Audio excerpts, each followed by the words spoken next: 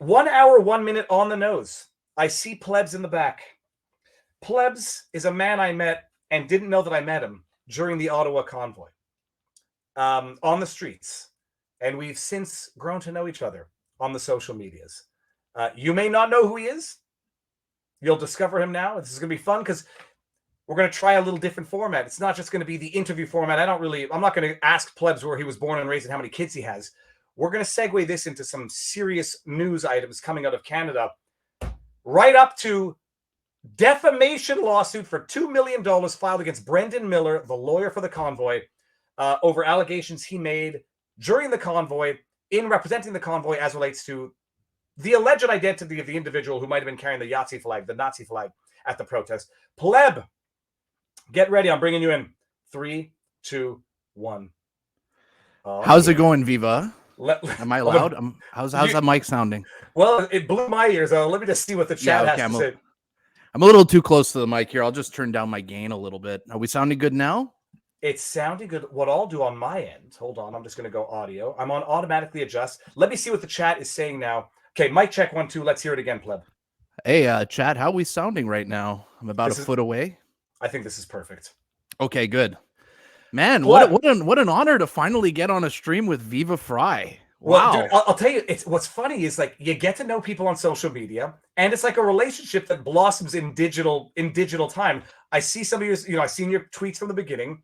I saw the parody stuff, and then I saw the more, serious analysis stuff. And you're a smart guy. First of all, just tell people who you are. I mean, keep it 30,000 foot overview. But who are you? What are you doing? And how's life? My name is the Pleb.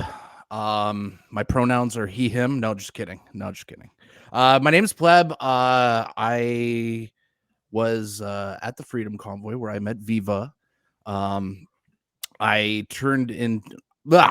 run an account on Twitter where I was used to do satire on Twitter, and now I'm just more or less like breaking news stories on Twitter. I like to bring humor to Twitter, like joking around, having a good time. I'd consider myself maybe like a Canadian cat turd mixed with a little Alex Stein, mixed with a little, I don't know who else, but I would say my inspiration would probably be like Cat Turd and Alex Stein. If you guys follow me, you'll know what I do on Twitter. I like to mock powerful people, like politicians. I like to mock journalists, especially after what they did to the truckers during the convoy. My life mission when I left the convoy was to literally mock the powerful and make these people pay for what they did to those nice, sweet truckers and the way they painted them as the other N-word and racist and all that. When I left the convoy, I had a new enemy. It was the establishment, and that is basically the premise of my account, is to take on the establishment. And I'll specify so that Justin Trudeau and others don't take out of context. Make them pay politically, as I tried to do of course. when I ran for office. Pleb. Okay, well, we're gonna get some. I didn't want to make the chat vomit too much right from the beginning. This is your profile. Everybody can see it. I want to bring up one thing which I didn't bring up at the beginning. It might make you all gag. And we're living through a bizarro clown world universe. Yes. I want to get to it was another one from Theresa Tam. Oh, here we go. Yeah, I covered this on a video. Yeah. Oh, this. Okay. No, not this. Oh no, we're gonna get to the other one. This is from Dr. Theresa Tam, Chief Public Health Officer of Canada. And I'll read it. This holiday season, help prevent fetal alcohol syndrome disorder. Important issue. By providing support for the pregnant people in your life. Here's how. Now, I had to go down. Pleb, I'm sorry, it's just so ridiculous. We're going to see how ridiculous it is, because when we talk about the government subsidized media being the bullhorns and not the watchdogs of the government, we're going to get to a journalist afterwards who's employing the same terminology. First things first, Pleb. When does something become a ratio? What is a ratio on Twitter? What is the proportion of a reply that you need to be ratio? So ratio means that there are more comments underneath the tweet than there are likes. There could be more quote tweet retweets than there are likes. that is what a ratio is. And Viva Frei seems to be a specialist at these ratios and seems to be very addicted to laying down the ratios on the clowns. And I got to give you props for that.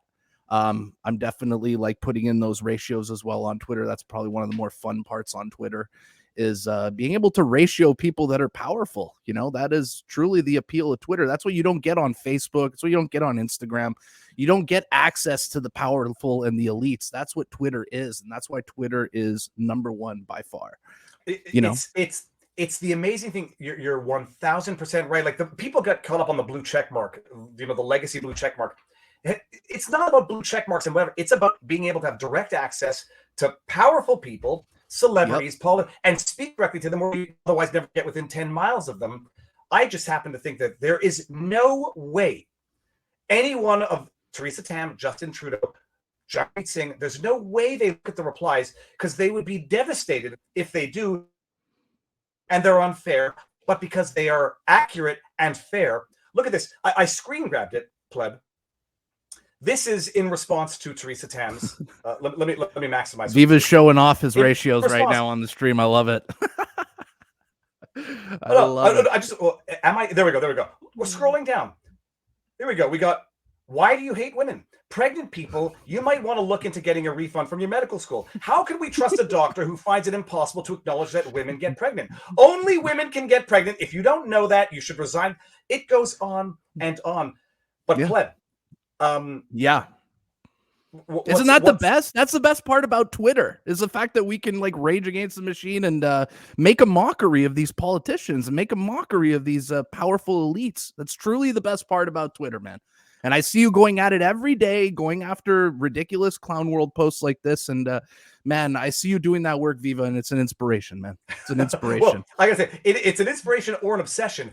At what point, both. I put out a tweet the other day. It's like, people still trust Fauci. People still trust Pfizer, Johnson & Johnson. They trust big government. They trust MSM. They trust social media platforms. What does it take to make these people understand that, I mean, to make them realize, despite what we've all seen through the Twitter files, through whatever, people still trust them. And they still trust the media.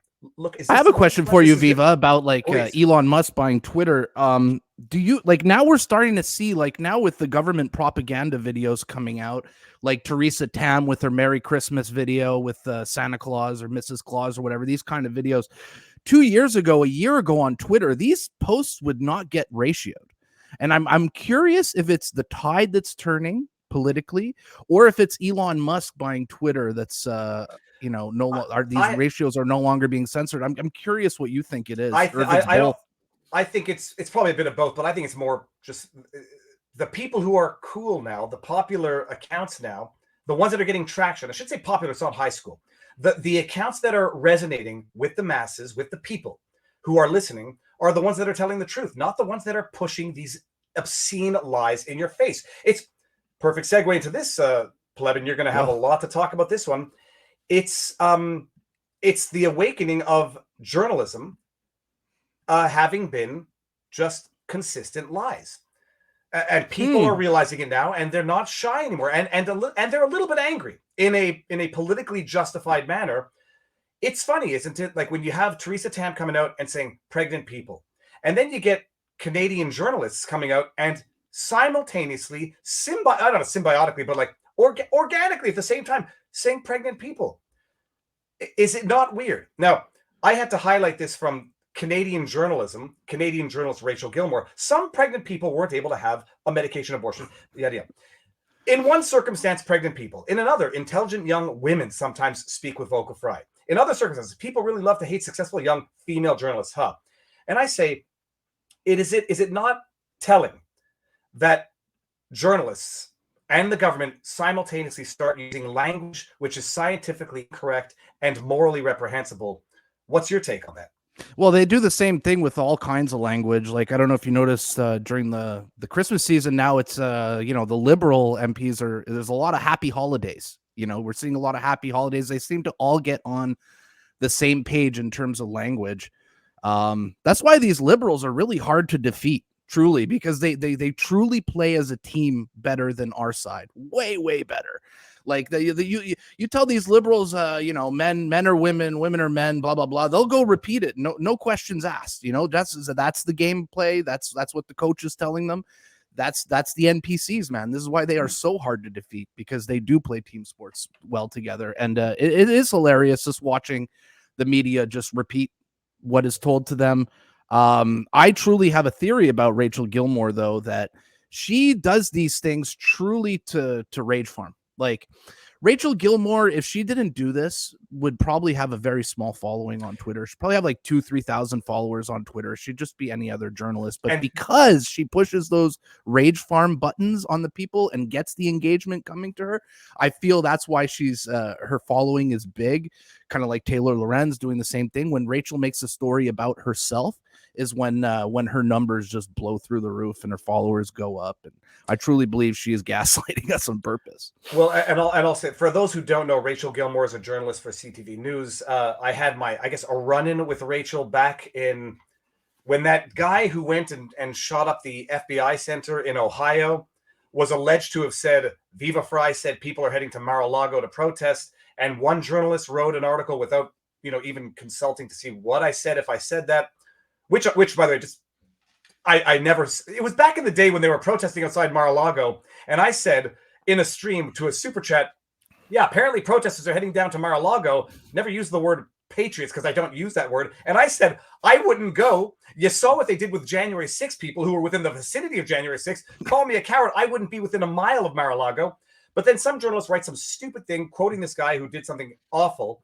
And then another journalist retweets the story. And I say, you guys trying to demonize me for this? And then Rachel Gilmore, she talks about me in a tweet saying, Viva trying to pretend to be the victim, yada, yada. And when I requote her tweet, and then she starts getting replies to it, she says I directed harassment towards her by quote tweeting her, talking about me in a tweet inaccurately. It was the second time she had done it, by the way. I didn't realize she had also tweeted about me in April. So Rachel Gilmore is a journalist. You're right. My feeling is if it weren't for this attention, she would get no attention. And so therefore, instead of doing what normal people do, which is block trolls, block accounts, I don't do it because, mute is just as effective, and let Twitter and their safety take care of it. We're on the same page here. I never seen Rachel block anybody, for the record. The amount of people that hate and vitriol she gets, you'd see a screenshot, LOL, she blocked me. She blocks nobody. And I'm with you on the mute button, for the record. I'd much rather hit the mute button on someone and let them know that they're rage tweeting me into the abyss and just, putting comments underneath my content. Let them continue raging at me and I don't have to see it. That's much more effective than a block, to be honest. I use that mute button quite a lot. Well, I mean, I use it because let the people speak. And then if they say something terrible and offensive, let other people see it. But so that's who Rachel Gilmore is. And that's the state of Canadian media now, where you have the media parroting the unscientific government talking points and then complaining when the citizens say, what the F are you talking about? Maybe not all women can get pregnant. Yes, we know that some women have problems and can't get pregnant, but nobody who gets pregnant has ever not been a woman. So not all women can get pregnant, but only women can get pregnant. And yet we have now pregnant people, and they pretend it's inclusive. This is what drives me nuts. They pretend it's inclusive to pretend as though a defining element of being a woman is the ability to get pregnant. And I said, there's nothing more inclusive than pretending women don't exist. Are you seeing those Dylan videos? Dylan Mulvaney and he's like Dylan pushing Mulvaney tampons now. He's like a tampon salesman for Tampax. Oh, hold on a second. Hold on a second. You got that stuff? Oh yeah, but hold on. Where it's going to say I refuse to believe. Got a friggin' sponsorship from Tampax. Can I find the one? There was a tweet of a guy pretending to have menstrual cramps. Yes. I'll find it. I said I refuse to believe that this is not satire. But Plebs, now, so you have a satire account. You're going into some of the analysis of Canadian stuff, and it's insightful, and you're a smart guy. You can tell when someone's smart, even if you don't always agree with them. I'm going to tell you one thing that I don't agree with. That is I know. PPC? Is it the PPC? I don't know if you're trolling with it or you're semi-serious but doing it to be edgy. Your theory is that and I've heard it when I ran for the PPC. If you vote for the PPC, you're splitting the conservative vote, and you are indirectly, you're allowing Trudeau to get reelected. I believe that. Okay. I believe that because I'm from an analytical mind. Like I told you, I come from a gaming background. I see things in terms of game theory, right? And the statistics, and math never lies, and that is actually mathematically accurate. Well, but my question to you is going to be this. Let's set aside the fact that I think telling anybody how to vote, regardless, is none of my business. Of course. But let's just say, I'll say, okay, so you're right. So you, Pleb, you're good with lockdowns, but small lockdowns. You're good with vaccine mandates, but small vaccine mandates. And as opposed to actually voting in a way to show the parties you're not happy, you're going to take the lesser of the evils, which is still evil. And so game theory aside, good for you. You've elected the lesser of the evils, and they're still pretty damn evil. Oh, I'm not saying it's not the less the evil, and I'm not saying Pierre's not a globalist. I think he is a globalist. You got to understand that politics at this level, the whole world was doing the same thing, right? So had the conservatives not gone along with that, and man, they're going to lose power and they're going to lose seats if they don't go along with that game plan. That's how the world works, man. They had to politically go along with it. Every other country went along with it. What? They were going to be the only ones who didn't? I don't know. I'm not saying it's right. I'm against lockdowns. I'm against mandates and all this, but we got to understand the political landscape of the country. Well, I'll never be with you on that, because you actually never affect change by voting in the lesser of the evil. What ends up happening invariably, you vote in the lesser of the evil, they become just as evil as the evil they voted out, and then you're voting for the lesser of the evil again, and you're on a slow and steady march towards evil. And you never get anybody standing up against it. And it's the reason why, look, you have who's the Danielle Smith. You have someone like Danielle Smith coming out of Alberta now, taking a stand. I don't know if she's always been against, or for what she's standing for now, but they need to do something to earn the vote other than just be the lesser of the evils. But I think it's easier to change our party. It's easier to change the Conservative Party from within than get the PPC elected. And I truly believe that the PPC does not have the right leader to do the job. I think in order to be a political party with such a disruptive platform like the PPC, like they're shooting for the moon, right? Like they want, like we're in a very normie liberal type country, and they're just asking for the most absolutely based. They're going for the moon on this platform in a liberal country like Canada. They're not being realistic whatsoever, in my opinion. And also for a platform that disruptive, you need a charismatic leader. I don't think Maxime is charismatic whatsoever. So to sell something that disruptive, you need charisma. They have the wrong leader. He's lost the last 2 elections. He's going to get smashed in the next one.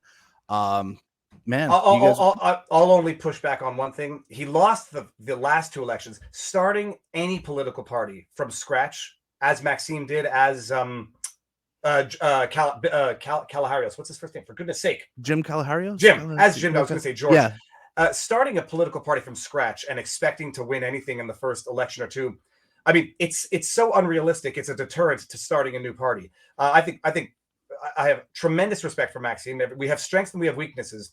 But what Maxime has done to go from a new party to nearly 1 million votes nationwide, and I'm rounding up a lot there. I think it's amazing. We'll see what happens in the future. And to be honest, Viva, like, I like trolling a little bit on Twitter, and I like trolling crazy liberals who are unhinged. I'm going to say it, man. The PPC guys are just as crazy as the intense liberals. They're just as wild. I like to, I like messing around with the people who are very passionate on Twitter. It's fun to kick the bee's nest once in a while. I'm not going to pretend like I don't kick the bee's nest, but yeah, you guys have cult members. It's literally a cult. That I take offense. They treat Maxime like a hero when the guy is paid $2,000 a week to do his job. Like he's paid $2,000 a week plus expenses to do this.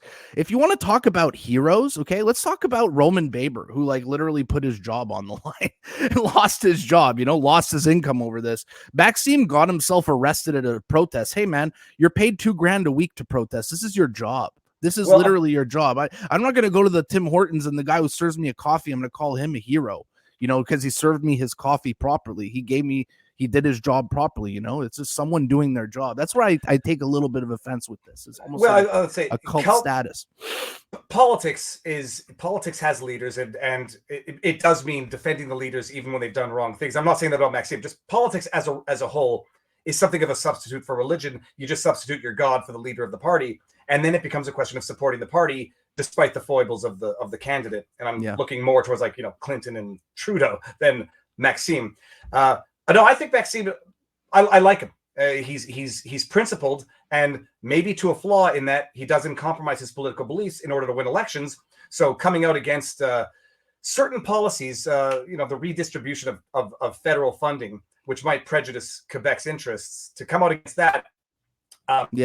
When it's going to ballsy. It's ballsy.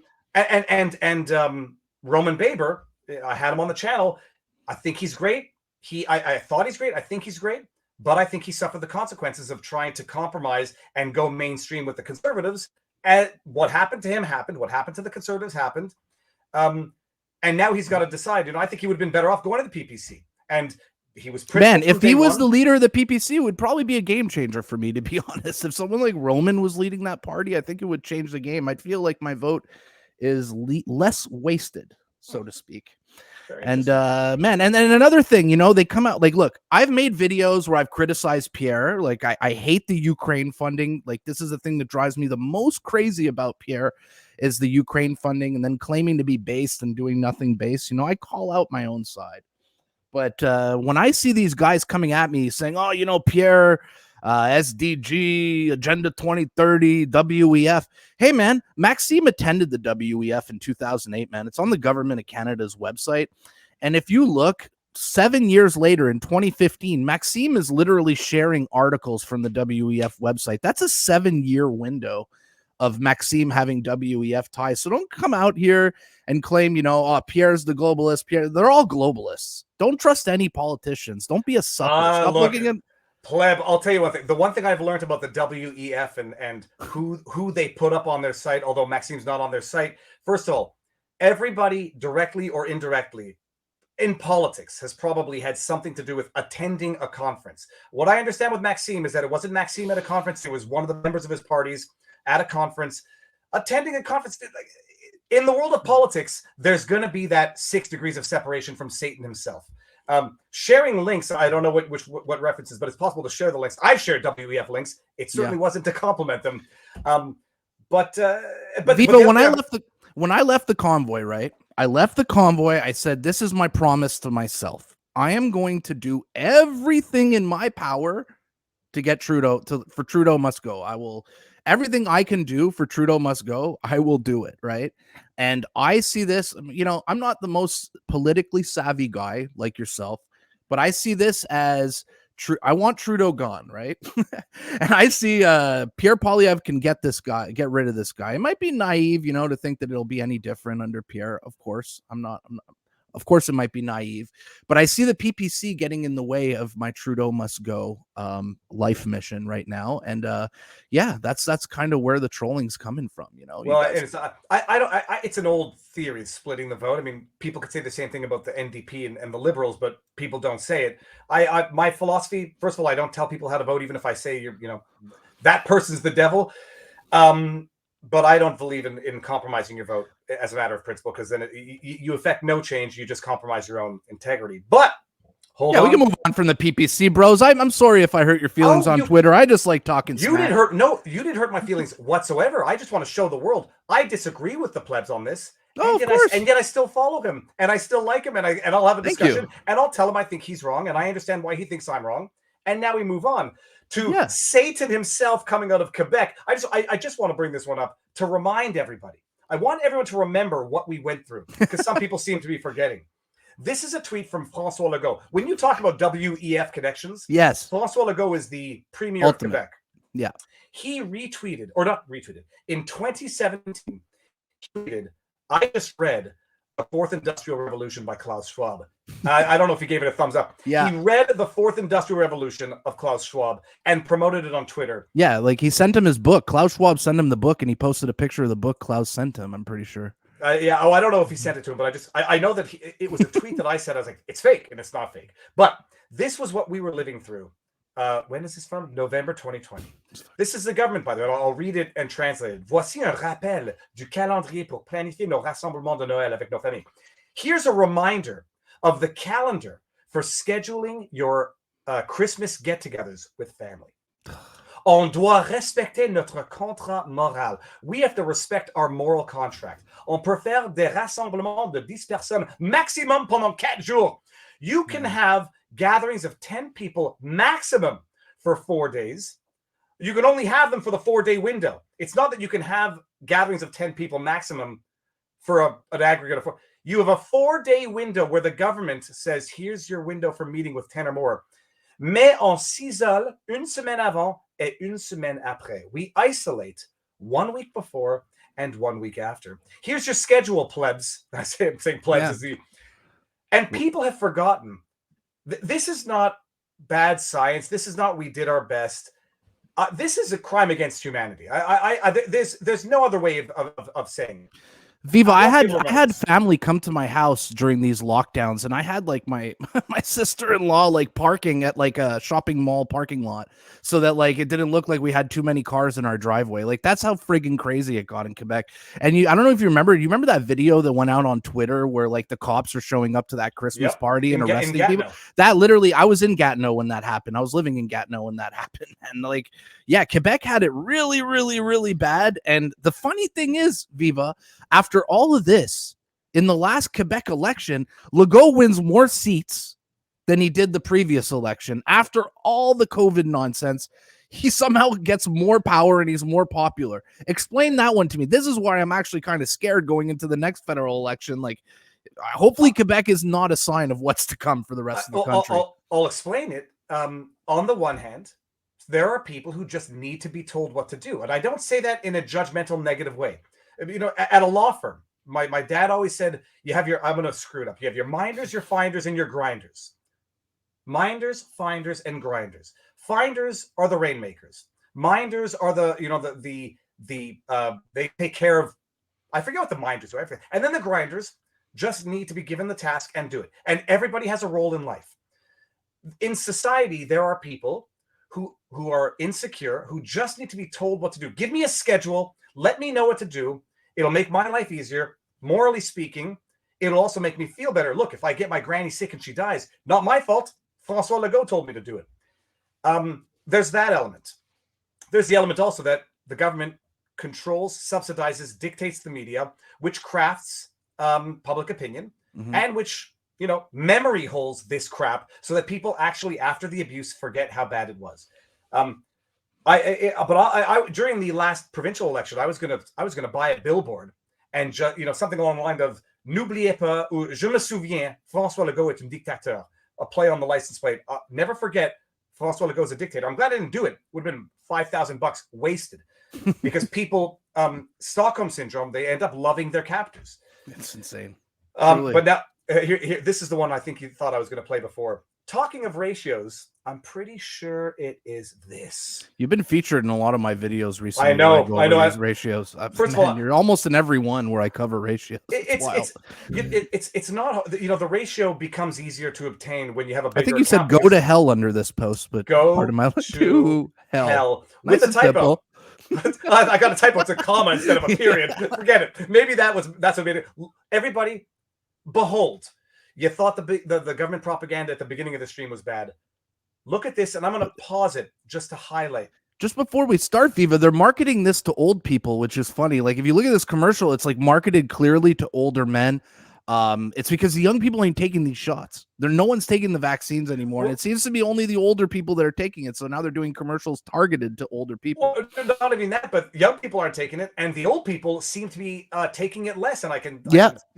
And so, hey, what are you going to do? Let's dedicate more resources to this government propaganda. We put these videos together. It costs money. We go buy airspace on CJAD, wherever these videos play, on Twitter. But guys, we'll let it run once silent so you can appreciate the absolute state of Canada. COVID-19 vaccines got us back in the game. But Omicron changed the rules.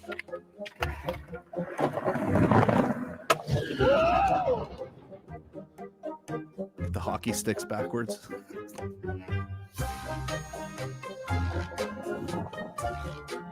COVID-19. Now it's important to maintain protection. Look at the hockey because, stick. As we all know, the game is not over. Keep up to date on your vaccination to stay in the game. First of all, Pleb, I didn't realize the hockey stick. Look at the hockey stick, Viva. Oh. He's just right-handed shooter Yeah. right there. Look, it's on the wrong side of the curve. Probably the government employee. Oh, fast forward a little bit, you'll get a better shot of it if you just fast forward it a little You're bit. 1,000% right. Yeah, it's like going right-handed with a left. That's a curve. Oh, okay. What a joke! They got the COVID-19 on the back of their thingy things. Yeah. Reminds me of Pfizer there you go. Viagra commercials, like of the men in the bathtub. Hey, you want to be able to hop on your wife tonight and be young again? You know, take this Viagra. It's kind of like this. Hey, you want to be young and vital and play street hockey again? You want to be the young man you used to be? Get your booster. But it's like weird. Like, it's from the party of trust the science, right? And they say the Canadian science. Omicron changed the game. Like in what respect? I don't want to get too medical here. The variants which changed the game were the ones that were the less lethal variants that were nature's booster, nature's vaccine. But no, just keep doing. Oh, hold on. I wanted to bring that up. I hope I didn't just close that down. I wanted to bring that up to see the ratios in the comment. Yeah. I'll forget. I closed it. That's in my latest video. I covered all the ratios in there. You're in there, Drea Humphrey, Camille, a bunch you got. I think it was like 5-6 ratios in there on that post that were epic. I'm reading some of the chat here. Never even okay. Okay, there's a $10 Rumble rant. It says if Mad Max had just shut up and bided his time, he would have likely been PM after Sheer lost. I understand what they're saying. I was told this by Aaron O'Toole. Imagine if Max had been PM during COVID, his ego prevented it. That's because, for those who don't know, Maxime was screwed out of the leadership of the Conservative Party, became, I guess, angry, and then left and started his own party. Might be right. Politics is a nasty business. It is. Enoch Zero says, okay, but what do you do if there is no better option to vote than for the lesser of the evil? There is. Well, okay, I'm just reading some super chats. It's a $1. Enoch Zero. Chet Chisholm, always value added to the community, says, I met with Pierre Poilievre, back in May. I was there with another vax-injured paramedic, and I told him what was happening to people. And in the forecast, still there are crickets in Ottawa about the issue. Chet Chisholm. And then we got Nike 7. Congrats on the YouTube move. Enjoying the chat and some crickets. I'm getting notifications for your vids. Nike 7, thank you very much. You know, with that argument, Viva, like Maxime can say whatever the hell he wants. There's nothing on the line for him. I wonder what he would have done had he been in power. You know, it's a different game when you're in power versus when you're trying to get into power. You could literally say everything. I'll give everyone a house and a Ferrari if you elect me. You could literally say anything in order to get into power. When you're in power versus trying to get in power is two different ball games. You know what I'm saying? There is the I mean, it's the Trump issue as well. You know, people love Trump, but in retrospect, now you can say Trump warp speed developed this vaccine, thought it was, you know, the gift to humanity. People might disagree with that now. Trump at one point did say slow down reopening things, because at the time they're going to say you're going to have blood on your hands one way or the other. So if you want to have blood on your hands from doing nothing or from trying to have prevented more blood on your hands, so it's easy to say. I would say, you know, you could pull a DeSantis, although even DeSantis at one point, you know, shut things down in Florida, but then reopened it. It is tough to say. But you can only base things on what people actually did in real time. Maxime was principal throughout. Roman Bader was principal throughout. And Aaron O'Toole was a tool throughout. Pierre Poilievre, I think, was quiet until it became popular to not be quiet, but was still better than most. And Justin Trudeau has been the most destructive force in the history of Canada for Canada. 100%. And if we keep getting this guy into power, man, that globalist agenda is just going to keep moving forward in a faster pace than I believe if we get the Conservatives in. I think that conservative agenda will probably still move forward, but it'll move forward a lot slower, and then we could possibly get some PPC elected once the Conservatives get into power and we affect change slowly. I don't think it's going to happen at the next election. I think we are literally burning votes, but hey, that's just me, man. That's just me. No offense to the PPC bros, including yourself, Viva. Don't look. I never even told people to vote for me when I ran for office. I'm not even sure if my own family voted for me, but you see your candidates and you vote accordingly. You watched the convoy, Plebs? First of all, what was your experience like at the convoy? Man, the convoy was a religious experience to me, man. Truly, when I set foot on that Saturday, that first Saturday where I arrived, man, after 2 years of darkness and sadness and like everyone, the whole country being depressed, showing up to the convoy and seeing masks off people and seeing people hugging and smiling, it's like, oh my God, this is the greatest, most amazing thing I've ever witnessed. And when I saw the government, you know, use the propaganda machine against these, you know, nice people, that's the fire that lit inside me. That's where the pleb came from, man. Like standing up against these bullies for what they did to the convoy and like those nice working class people, the way they vilified them for political gain. True evil, man. True evil. That's when I first started. I knew there was evil, but like that was when I first really started seeing like how our media could be weaponized against us. That and COVID, obviously. You were down there on the Saturday after the Friday or a week after? I was there like every weekend. Day one. Yeah. Because I got down, I think the first day I got down was the Monday after the first week. And the Monday after the Nazi flag and the Confederate flag, you know, defining this protest.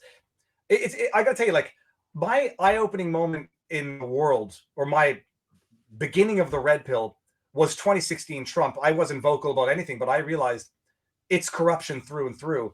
But it was a quasi-religious experience getting there and seeing and realizing how much it's not just misleading. It's not just partisan coverage, lies and deceit, where you had the media, the CBC, saying Nazi flags. And they take that one damn image of that one damn guy and define tens of thousands of people by it. They run the defacing the Terry Fox monument, the pissing on the war monument.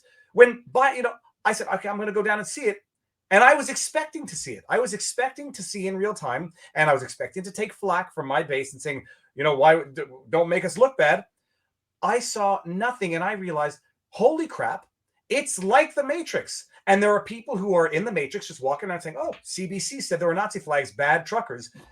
Man, I saw my brother-in-law on Facebook, like posting like after the weekend, I think it was like on the Sunday night or the Monday, saying, oh, you know, this freedom convoy, you know, if you support this freedom convoy, you're supporting racism and defiling of public statues. And like, he ate up everything that the media fed him, you know, and it really, really bothered me that like him, who's like a normie, I consider my brother-in-law just like a nice normie guy, the kind of guy who like took a picture when he went and got his booster to tell everyone to take their shots just to be a good citizen. You know what I mean?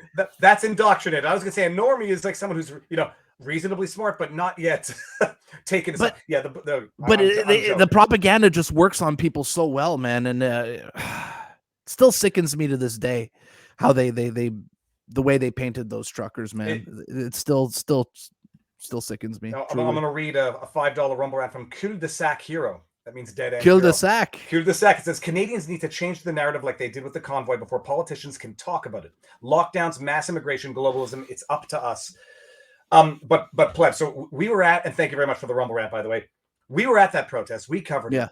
It was anybody who still says it was defined by any hatred, racism, xenophobia, anti-black racism, transphobia, anti-Semitism. They're either liars or they're idiots, and idiots in a good sense, like just willfully blind, ignorant. But we saw what happened. I said, this is the most beautiful thing ever, but if it gets snuffed out, suffocated with a government boot to the neck, it's going to be my black pill. To be determined if that happens yet, we'll see what the Commissioner Rouleau's report is after the inquiry. Did you watch the inquiry? The hearing? I was there, man. I was there. I went there for a couple of days. Okay, that's it. How was it? Did you go in the room and were you there? Yeah, I was 20 feet away from Trudeau when he testified. Shut the front door. Go on, please. Buddy, man. Yeah, I don't know if you saw, like, I even got an interview on Twitter. One of my videos went viral where I interviewed there was a lady in front of the commission with the Go Home Terrorists sign. Do you remember her with a rainbow flag and like the Go Home Terrorists? So yeah, I actually had a wild interview with her. It's up on YouTube if you guys want to go check it out. Yeah, no, I wanted to be a part of history. I wanted to go there and see what's happening. I also got to meet like Tamara Leach when that happened. I got invited up to the condo with the law team, which was absolutely wild. I'm just like some little truck driver, you know. I ran up an account on Twitter, built a little bit of a following. Now I'm getting invited to hang out with like Tamara Leach and Keith Wilson and like Brendan Pleb, Miller hold and all on. that. I didn't Wild. see it. What's your YouTube channel? It just started it like about 10 days ago. Just look up the Pleb or Truck Driver Pleb. It'll show up there. Nope. The Pleb Reporter. The Truck Driver Pleb. I want to see that. I want to just post a link to that video. So, yeah, if you want to see my interview with, it's a little wild, man. It's a little wild. Doesn't matter where I'm getting it. I'm going to share it right now. What's it called? It's should be my crazy interview. My crazy with a liberal. Yeah, that's it. It's 2 parts because I interviewed her 1 week and then I went back and re-interviewed her like 3 weeks later. And like the second part of that interview is way different than the first. The first one is pure chaos, and the second one we became friends because you know what? We actually talked to each other after our first crazy interview, and we realized, hey man, the left and the right, we have a lot more in common than we don't. And it's like literally the government that's splitting us up and making us fight against each other. This is all by design. The government stays in power as long as we're fighting each other, right? If we start getting unified as a country, this is their biggest nightmare. And this is why they split us up, right? It's just easy to control us when we're both fighting each other, distracting each other over dumb things like, race or gender or, sexuality, all these nonsense things that shouldn't even matter. If we're fighting over those, we're distracted. And that's what they want. Chet Chisholm, $2 Rumbrand says, if you haven't seen it, you need to watch Greg Wycliffe. My name is Justin. My name is Trudeau.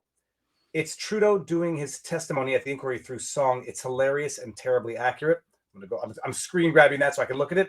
And we got Kitty724 says, time for a third party in the U.S. Yeah, well, the third party is the same problem as, but Pleb, hold on. No, I can't lose the track of the thought. So the convoy, to be determined what the rouleau says with it, I had no idea you were that close, and I guess I wasn't. I was too enveloped just trying to stay up to date with that. Yeah, you weren't following me on Twitter back then, so you just started following me recently. So I don't blame you for not seeing that. But yeah, I was at the inquiry like 2-3 times. Yeah, it was your Rachel Gilmore video that got me interested.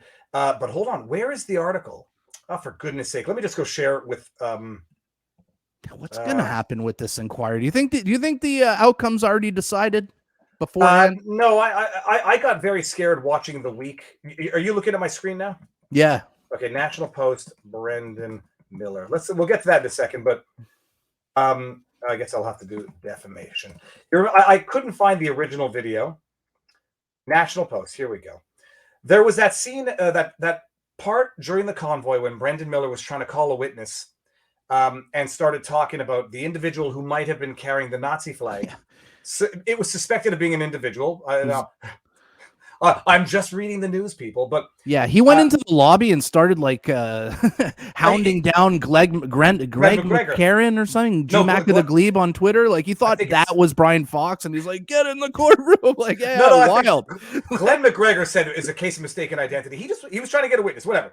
Then he's outside doing a press conference, and he's asked by Canadian media, are you not afraid of getting sued for defamation? And he had the right answer, which is no, lawyers have litigation immunity.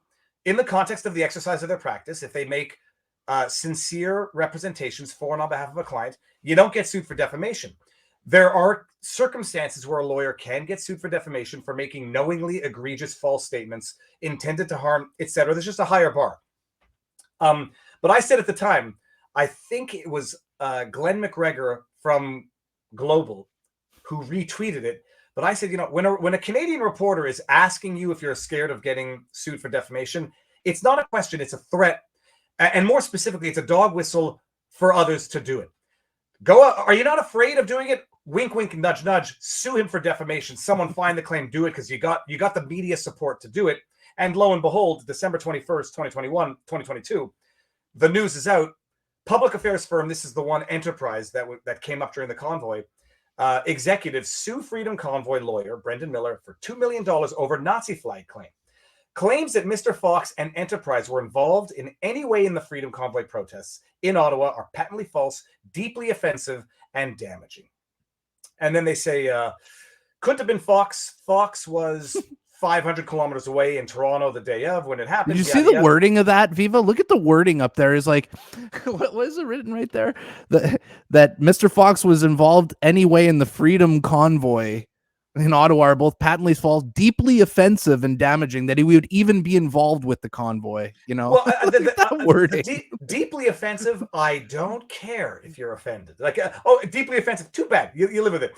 But no, like first of all, it'll be interesting. They sue for defamation. I think Brendan Miller's insurance is going to pick up the defense. This is clearly done in the exercise of his job, so he'll be covered by the bar insurance, and they'll take up his defense, presumably.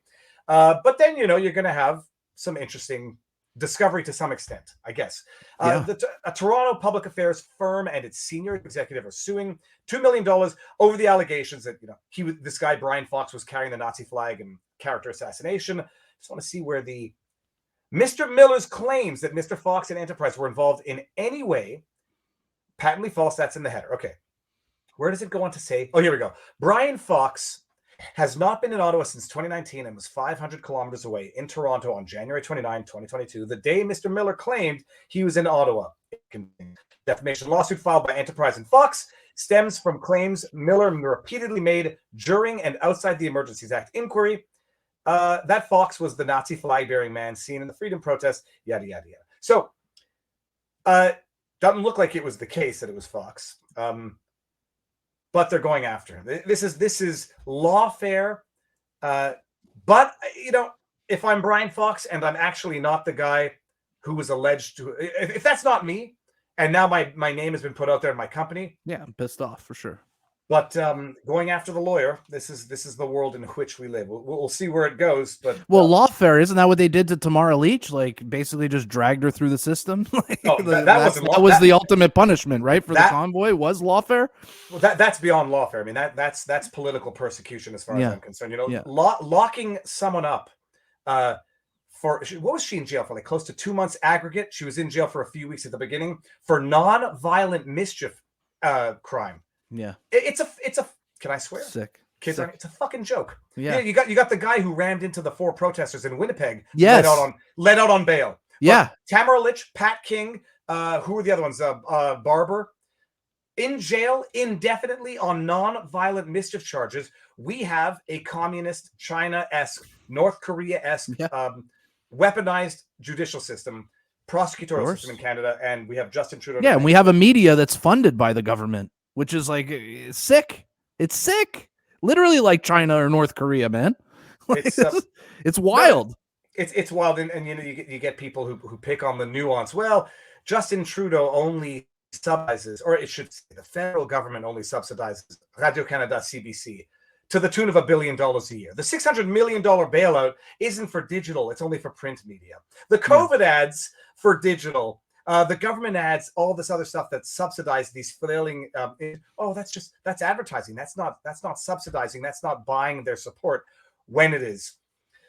Pleb, what are you up to these days? So what do you have planned for the future?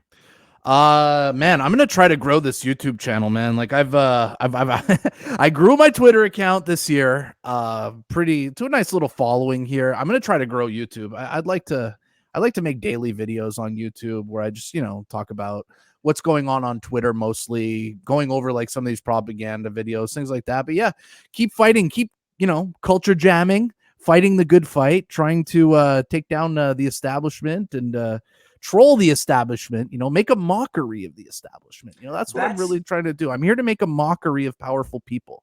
I'm not here to take down or violence or anything like that. No, I'm going to make a mockery of you in a public platform like Twitter, because that's where I'm most effective. And it's the battle. Like, this is the risk, and people don't understand it. When things started off with hate speech and gender identity, gender expression being added to it, and now hate speech is anything which is like, it used to be death too, and now it's, if you misgender, it's hate speech. Yeah. We're gonna enter a realm with government censorship where saying things like "go to hell" is going to be deemed to be a threat, and saying things like "fuck off," because I don't say it very often, but we need to be within our rights of free speech to tell the powerful to F off and to be rude and to be in your face and snarky. But we're getting into a realm where it's going to be weaponized as actual threats, actual hate, actual stuff that needs to be censored from the internet, too many people are going to say, yes, I support this, because why? You don't need to tell someone to go to hell. You should just politely explain to them why they're destroying your country. You should politely explain to your abuser why abuse is bad while they're abusing you. And then they're going to find out one day that, saying Justin Trudeau is bad is going to be just as bad as saying go to hell was a year ago, going to be just as bad as saying whatever. And by that point, by that, it's too really scary with the Bill C-11 that they're putting on us. Maybe not the best time to start a YouTube channel, eh, Viva? Is Bill C-11 around the corner? Hope for the best, plan for the worst.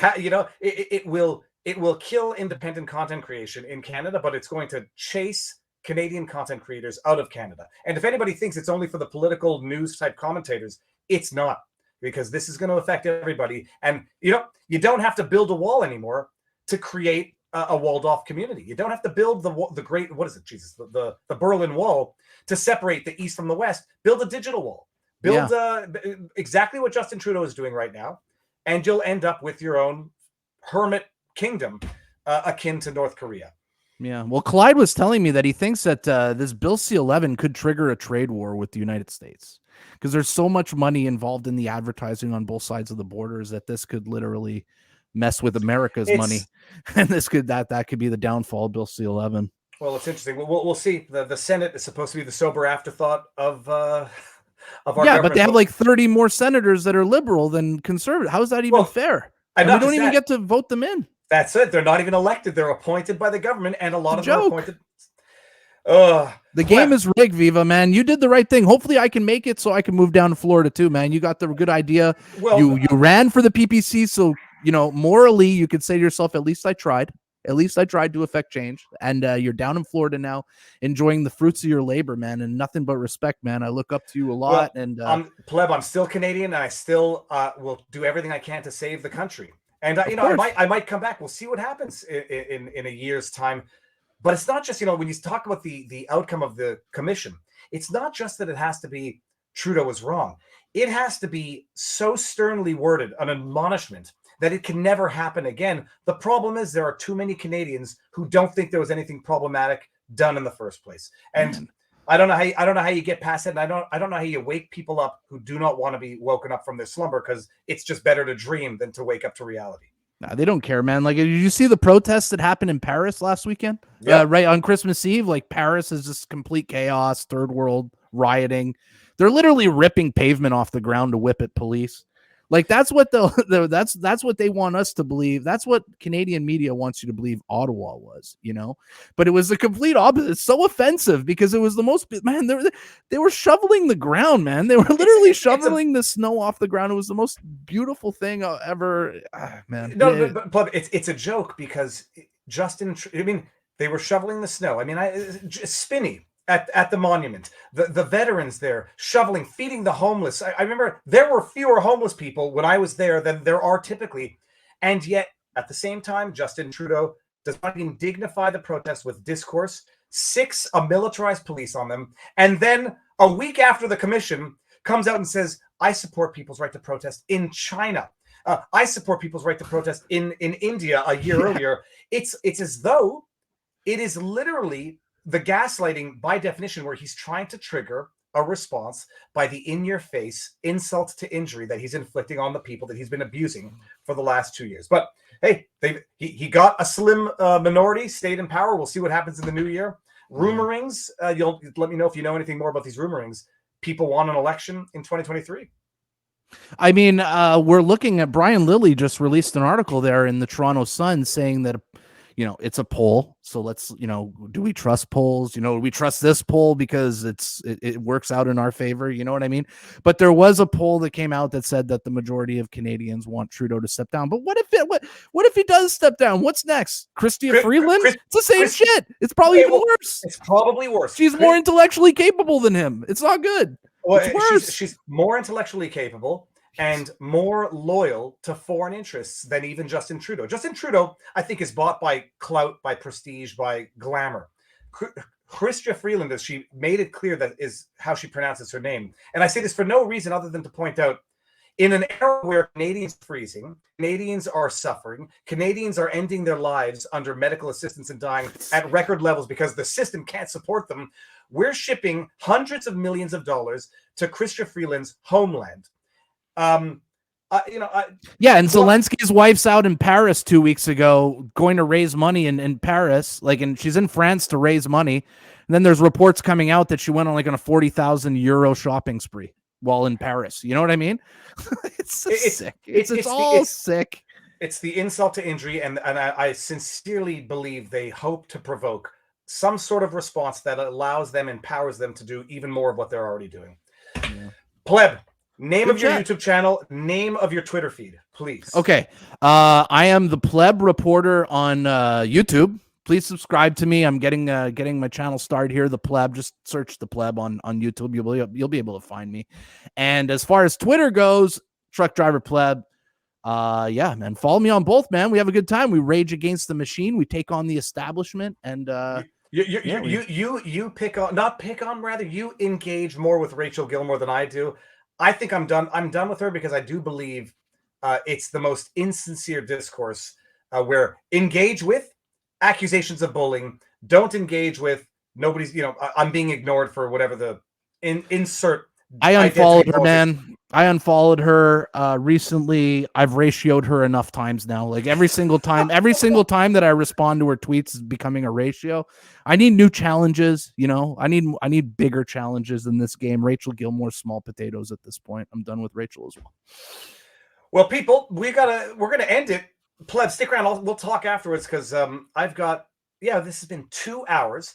If anybody, there's a lot of snow to shovel, icicles to break, and I've got a family to tend to. So, everyone in the chat, thank you very much. I'll try to do it again tomorrow. I think I can. What day of the week is it? Is it Wednesday? We're Wednesday today. Yeah. Okay. Should be able to do this again throughout the week. Hey, can I plug my sponsor, Viva? Guys, the Pleb is sponsored by Crickets in a bag here. So if you guys have pronouns in your bio and you believe in climate change and you're actually dumb enough to believe that eating bugs will fix climate change, buy these. You can buy these on Amazon from Entomo Farms. It's roasted crickets. They're dry, delicious, flavorless. Save the planet, man. Eat this, man. Make Klaus Schwab happy. Buy the crickets. Let me see what I got. That's my plug. I'm not actually sponsored by them. I just it's a good joke. I was eating crickets before it was cool. Hey man, I'm just gonna keep gaslighting people with my fake advertiser until I get a real one. So I'll just keep advertising. That you made me nervous that I forget to. I had no sponsor for this video except VivaFrei.com for merch. Everybody in the chat, thank you for being here. It's great to see you all after an unwanted 5 days off. God, I felt naked and useless. Now I feel better. Seize the day. Everybody get out there, get some exercise, sunlight. Even if I've got like 2.5 hours left of sunlight here. Everybody, I'll see you tomorrow. Did I forget anything? I feel like I'm forgetting something. Whatever. Ordinarily, I'm supposed to play everybody out with a video, but can't do it now. Pleb, stick around. We'll talk for a bit. Everybody in the chat, thank you all. Do not become the monster you are battling. If you stare into the abyss long enough, the abyss stares back. Yada, yada, yada. Be good. But try to wake people up. Everybody, enjoy the